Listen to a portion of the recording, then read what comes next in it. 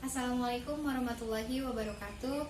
Perkenalkan, nama saya Siti Kholiso dari Universitas Buana Perjuangan Karawang, Fakultas Ekonomi dan Bisnis, jurusan akuntansi. Di sini saya akan menyampaikan laporan kerja praktik saya yang berjudul Prosedur Sistem Informasi Akuntansi pada PT Bekaert Indonesia. Ada 5 poin yang akan saya bahas. Yang pertama ada pendahuluan, yang kedua ada gambaran umum PT Bekaert Indonesia, yang ketiga ada tinjauan pustaka, yang keempat ada pelaksanaan kerja praktik, yang kelima ada simpulan dan yang bertujuan agar mahasiswa memiliki gambaran dalam dunia kerja. Baik, di sini ada 4 poin untuk tujuan kerja praktik. Yang pertama adalah untuk mengetahui bagaimana penerapan sistem pengeluaran kas pada PT Bekaert Indonesia. Yang kedua, untuk mengetahui dokumen apa saja yang digunakan untuk pengeluaran kas. Yang ketiga, untuk mengetahui bagian atau unit apa saja yang terkait dalam pengeluaran kas. Dan yang keempat adalah untuk mengetahui rule yang ada di dalam pengeluaran. Baik, di sini saya akan menyampaikan sejarah singkat PT Bekaert Indonesia. PT Bekaert Indonesia beroperasi sejak tahun 1997, di mana sebagai anak cabang NV Bekaert SA. PT Bekaert Indonesia adalah salah satu anak cabang perusahaan yang bergerak di bidang produksi kawat yang beralamat di Jalan Surya Cipta, kawasan industri Surya Cipta, Desa Teluk Jambe, Karawang. Baik, di sini saya akan menyampaikan struktur organisasi pada PT Bekaert Indonesia, yaitu ada Finance Director, kemudian ada Tax Manager, DPR Controller, RR Controller, kemudian Treasury, Chief Accounting, dan IT Department, di mana Tax Manager mempunyai 3 staff, kemudian Chief Accounting mempunyai 5 staff, dan Treasury mempunyai 1 staff. Baik, di sini saya akan menjelaskan tinjauan pustaka. Yang pertama ada pengertian prosedur, yang kedua ada manfaat prosedur, dan yang ketiga ada karakteristik prosedur. Baik, di sini saya akan menjelaskan pengertian tentang prosedur. Menurut Mulyadi 2001, yang dimaksud prosedur adalah suatu urutan klerikal, biasanya melibatkan beberapa orang dalam suatu departemen atau lebih, yang dibuat untuk menjamin penanganan secara seragam transaksi perusahaan yang terjadi berulang-ulang. Di sini ada manfaat prosedur. Yang pertama, memudahkan untuk menentukan langkah kegiatan di masa mendatang. Yang kedua, mengubah pekerjaan berulang menjadi rutin. Kemudian ada karakteristik prosedur. Yang pertama, prosedur menunjang tercapainya organisasi. Yang kedua, prosedur menunjukkan tidak adanya keterlambatan dan hambatan. Yang ketiga, prosedur menunjukkan urutan yang logis dan sederhana. Kemudian ada sistem. Yang pertama ada jenis-jenis sistem, yang kedua pengertian informasi, dan yang ketiga pengertian sistem informasi. Baik, di sini saya akan menjelaskan tentang pengertian sistem. Sistem adalah suatu kesatuan yang terdiri atas komponen atau elemen yang dihubungkan bersama untuk memudahkan aliran informasi untuk mencapai suatu tujuan tertentu. Kemudian ada jenis-jenis sistem. Yang pertama ada atas dasar keterbukaan, di mana sistem terbuka, di mana pihak luar dapat mempengaruhinya. Kemudian ada sistem tertutup. Yang kedua atas dasar komponen. Yang pertama ada sistem fisik dan yang kedua ada sistem non-fisik. Baik, di sini saya akan menyampaikan pengertian informasi. Informasi adalah data yang telah diorganisasi dan telah memiliki kegunaan dan manfaat. Kemudian ada pengertian sistem informasi. Sistem informasi adalah cara-cara yang diorganisasi untuk mengumpulkan dan mengelola sebuah organisasi dapat mencapai tujuan yang telah ditetapkan. Sistem informasi dapat dilaksanakan secara manual maupun menggunakan komputer. Kemudian ada tujuan sistem informasi. Tujuan sistem informasi adalah menghasilkan informasi. Sistem informasi merupakan data yang diolah menjadi bentuk yang berguna bagi penggunanya. Kemudian ada pengertian sistem informasi akuntansi. Sistem informasi akuntansi adalah sebuah sistem yang memproses data dan transaksi guna menghasilkan informasi yang bermanfaat untuk penggunanya. Oke, di sini ada fungsi yang terkait. Yang pertama, fungsi yang memerlukan pengeluaran kas.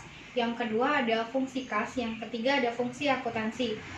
Kemudian ada dokumen yang digunakan untuk pengeluaran kas. Menurut Mulyadi 2001, dokumen yang digunakan dalam sistem pengeluaran kas dengan voucher yaitu bukti kas keluar.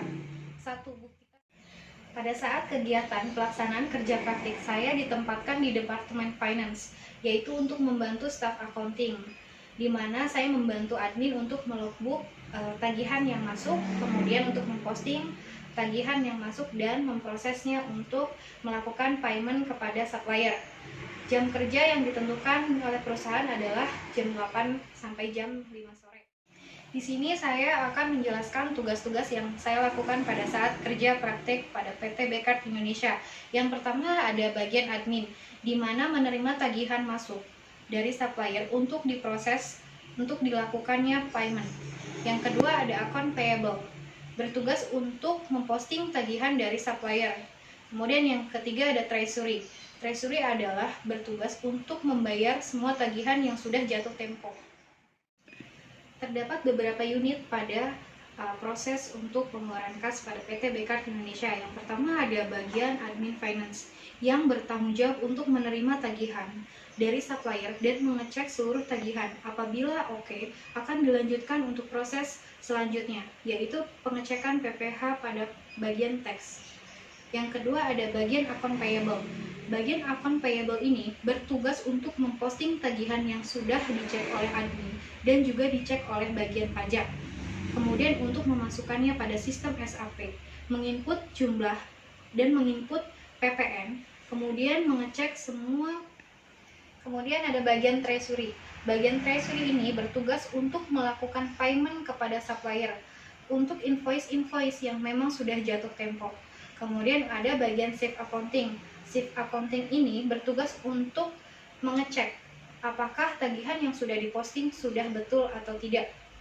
Shift accounting ini adalah atasan dari staff accounting. Terdapat 5 dokumen yang digunakan untuk prosedur sistem informasi akuntansi pengeluaran kas pada PT Bekaert Indonesia.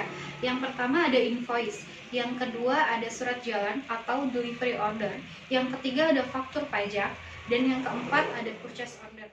Di sini saya akan menjelaskan bagian alir atau flowchart prosedur sistem informasi akuntansi pengeluaran kas pada PT Bekaert Indonesia.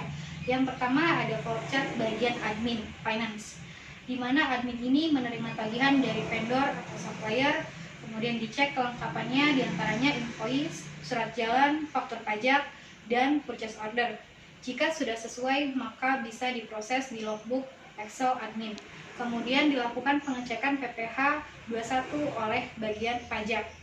Kemudian setelah dicek, di bagian pajak balik lagi ke admin untuk disortir dan dibagikan ke tim account payable untuk proses selanjutnya.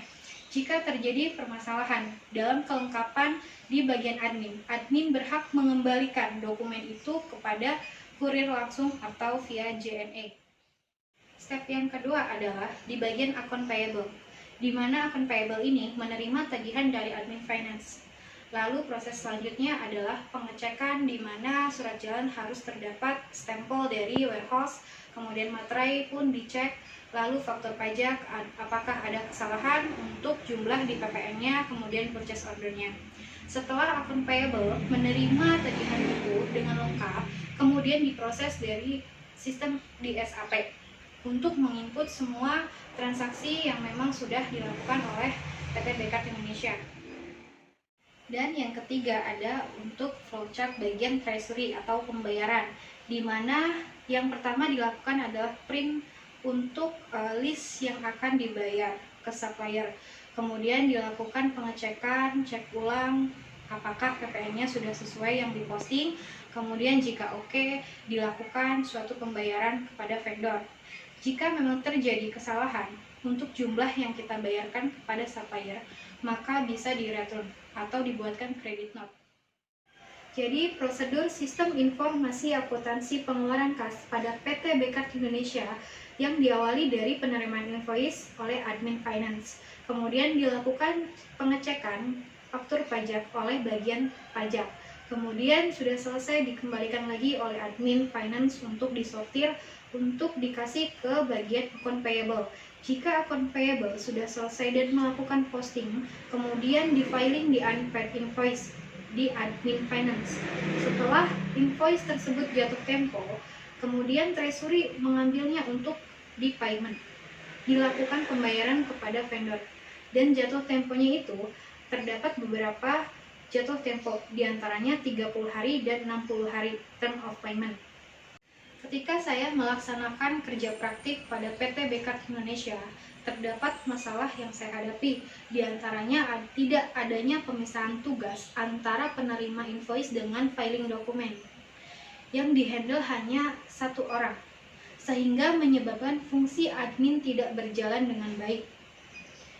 Jadi admin ini memfiling seluruh dokumen, diantaranya Departemen Sales, Departemen Accounting, Departemen Treasury, dan Departemen Pajak.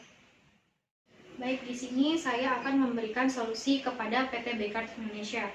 Yang pertama, harus adanya pemisahan tugas antara penerima invoice dan filing dokumen. Yang kedua, adanya tanggung jawab per departemen untuk memisahkan filingannya sendiri dan menempatkan. Yang ketiga, adanya kurangnya fasilitas lemari arsip accounting sehingga mengakibatkan kondisi area finance atau accounting tidak rapih. Yang keempat adalah area gudang yang dibuat khususnya terpisah untuk accounting, jadi mempermudahkan accounting untuk mengambil dokumen suatu saat dibutuhkan. Kesimpulannya adalah berdasarkan uraian yang tertulis dari bab-bab sebelumnya, maka penulis dapat mengambil kesimpulan bahwa prosedur sistem informasi akuntansi pada pengeluaran kas PT Bekaert Indonesia di Karawang sudah cukup baik, meskipun masih terdapat beberapa kelemahan. Hal ini dapat menjadi fungsi-fungsi yang terkait yang telah melaksanakan tugasnya dengan baik dan bertanggung jawab, standar operasional prosedur yang sudah cukup baik. Sedikit saran yang mungkin bermanfaat untuk pengembangan prosedur sistem informasi akuntansi pengeluaran kas pada PT Bekaert Indonesia, di antaranya sebaiknya penerimaan invoice hanya bertugas untuk menerima serta mendistribusikan tagihan serta memfiling accounting saja dokumennya.